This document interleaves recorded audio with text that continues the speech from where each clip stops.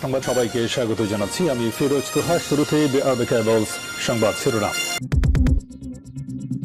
ভারত বাংলাদেশ সীমান্ত নিয়ে কঠোর অবস্থানের ইঙ্গিত স্বরাষ্ট্র উপদেষ্টার।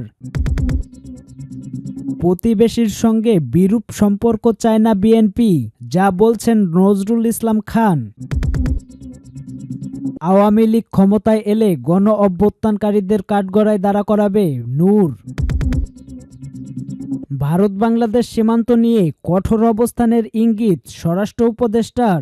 বাংলাদেশের স্বরাষ্ট্র উপদেষ্টা অবসরপ্রাপ্ত লেফটেন্যান্ট জেনারেল মোহাম্মদ জাহাঙ্গীর আলম চৌধুরী বলেছেন, বাংলাদেশ ভারত সীমান্তের জিরো লাইন থেকে 150 গজের মধ্যে ভারতকে কোনো কাজ করতে দেওয়া হবে না। এর মধ্যে 3টি জেলার 5টি সীমান্তে বিএসএফকে কাজ বন্ধ রাখতে বাধ্য করা হয়েছে বলে তিনি জানান। একই সাথে সীমান্ত বিষয়ে সমঝোতা স্মারকগুলো লঙ্ঘন করে ভারত যেসব কাজ করতে চেয়েছিল সে বিষয়ে পররাষ্ট্র মন্ত্রণালয়কে অবহিত করেছে স্বরাষ্ট্র মন্ত্রণালয়। এখন পররাষ্ট্র মন্ত্রণালয় ভারতীয় হাইকমিশনারকে তলব করবে, বাংলাদেশের অবস্থান সম্পর্কে অবহিত করবে। আমাদের বিজিবি শক্ত অবস্থান নেওয়ায় তারা কাজ বন্ধ করতে বাধ্য হয়েছে। বিজিবিকে সতর্ক অবস্থায় রাখা হয়েছে। ঢাকায় সচিবালয়ে এক প্রেস ব্রিফিংয়ে তিনি একথা বলেন। ঢাকায় সচিবালয়ে স্বরাষ্ট্র মন্ত্রণালয়ের এক বৈঠকের পর বাংলাদেশ ভারত সীমান্ত পরিস্থিতি নিয়ে অবহিত করতে এ প্রেস ব্রিফিং ডাকা হয়েছিল। সাম্প্রতিক সময়ে বাংলাদেশের 3টি জেলার কয়েকটি সীমান্ত বাংলাদেশের বর্ডার গার্ড বা বিজিবি ভারতীয় সীমান্তরক্ষী বাহিনীর কয়েকটি স্থাপনা নির্মাণ কাজ নিয়ে আপত্তি তোলার পর সীমান্তে উত্তেজনা তৈরি হয়। বিশেষ করে চাঁপাইনবাবগঞ্জের শিবগঞ্জ উপজেলার চৌকো সীমান্তে সীমান্তরক্ষীদের সাথে গ্রামবাসীরা জড়ো হওয়ার ভিডিও ছড়িয়ে পড়ার ঘটনা নিয়ে আলোচনা হচ্ছে।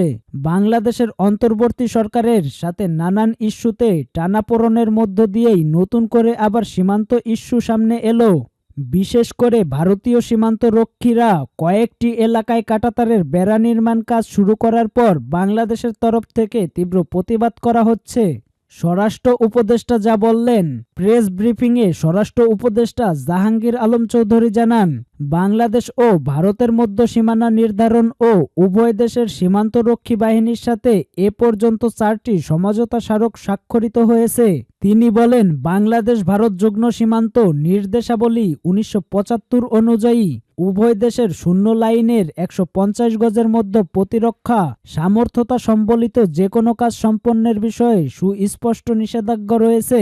এছাড়া শূন্য লাইন থেকে 150 গজের ভেতরে কোনো উন্নয়নমূলক কাজ করতে হলে একে অপরের কাছ থেকে সম্মতি নিতে হবে।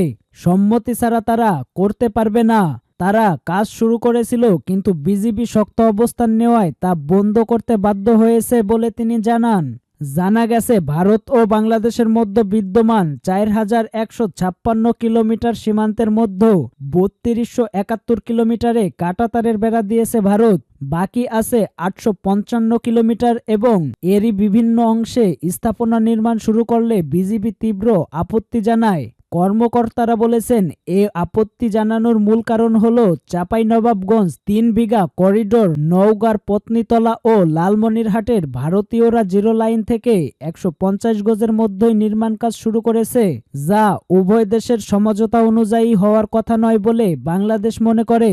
স্বরাষ্ট্র উপদেষ্টা বলেছেন, বিগত সরকারের সময়ে সীমান্তে বেড়া দেওয়া নিয়ে যে সমঝোতা চুক্তি হয়েছে সেগুলো বাতিলের বিষয়ে পত্র দেওয়ার সিদ্ধান্ত হয়েছে বলে তিনি জানান। প্রতিবেশীর সঙ্গে বিরূপ সম্পর্ক চায় না বিএনপি, যা বলছেন নজরুল ইসলাম খান।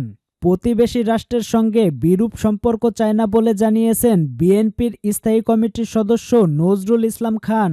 রোববার সন্ধ্যায় রাজধানীর গুলশানে বিএনপির চেয়ারপারসনের রাজনৈতিক কার্যালয়ে সমমননা দলের সঙ্গে লিয়াজো বৈঠক শেষে সাংবাদিকদের সঙ্গে আলাপকালে তিনি এমন মন্তব্য করেন।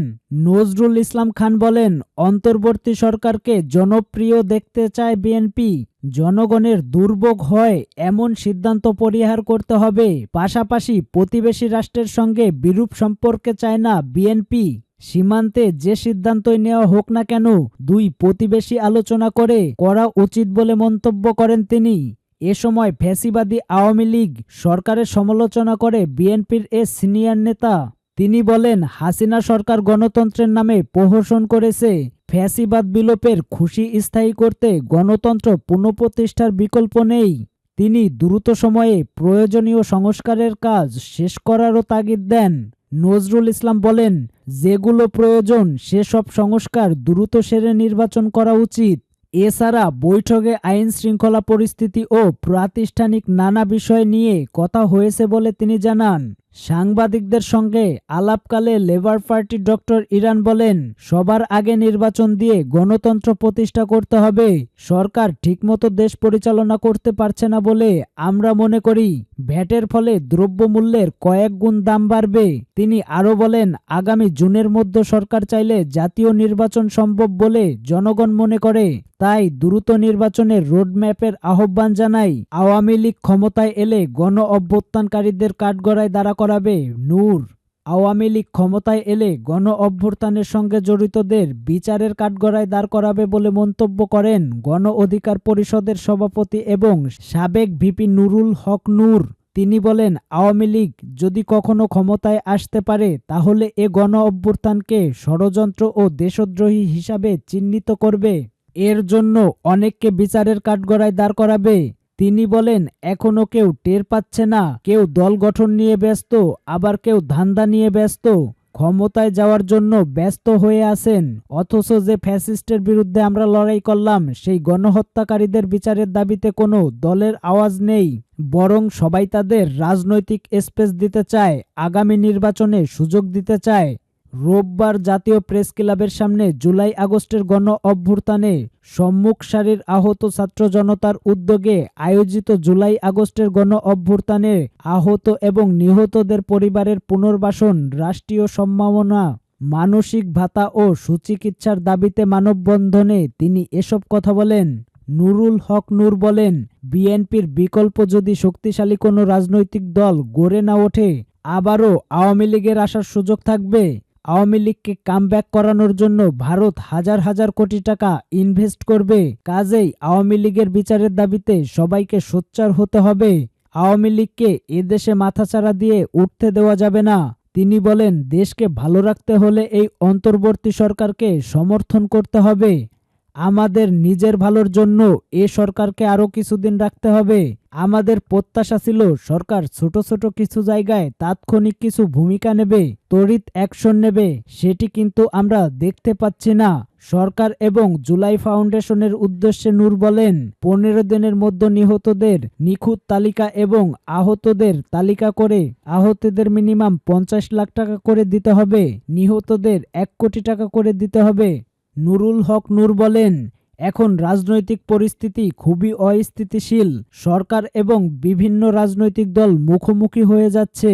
এ বিভাজন বিভক্তি কোনোভাবেই কাম্য নয়। তিনি বলেন, এ সরকার যদি রাষ্ট্র সংস্কার করতে না পারে, নির্বাচিত সরকার সেভাবে আর পারবে না। সরকারের প্রতি আমাদের অনুরোধ থাকবে, রাজনৈতিক দলগুলোর সঙ্গে আলাপ আলোচনা করেন, দূরত্ব কমিয়ে আনুন এবং রাষ্ট্র সংস্কারের ঐক্যমত করুন। প্রয়োজনে জাতীয় সরকারের রাষ্ট্রে সংস্কার করুন।